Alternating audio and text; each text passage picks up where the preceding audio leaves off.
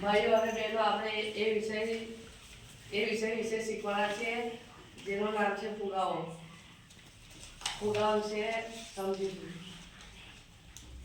એ શાકવાળા ડુંગળી કેટલી? સાહેબ મટર 100 રૂપિયા કિલો. ગઈ કાલ તો 40 હતી. એ તો ગઈકાલની વાત છે સાહેબ, આજે તો ફુગાવો આવ્યો હતો. તમે બજારવાળી શું લાવે? અડધી ડુંગળી બટાકા ગણ્યા, છૂટ્યા બાકીના પૈસા. ફુગાવો ખાઈ ગયો. ભાઈઓ પહેલા 100 રૂપિયામાંથી થેલી ભરાતી, આજે ખાલી થેલી જ મળે છે. એ તો છે ફુગાવો સાહેબ. ભાવ વધે પણ પૈસા તો એટલા જ રહેશે.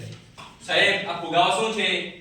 જ્યારે વસ્તુઓના બધી જ વસ્તુઓના ભાવ વધે તેને ફુગાવો કહેવામાં આવે છે. તો મિત્રો આજે સમજીશું. જ્યારે સમય સાથે ચીજ વસ્તુઓની સેવાનો ભાવમાં સતત વધારો થાય અને પૈસાની કિંમત ઘટે તેને ફુગાવો કહે છે. ભાવ ઘટે અને ખિસ્સો ભાવ વધે ખિસ્સો ઘટે, એ છે ભાઈઓ ફુગાવો.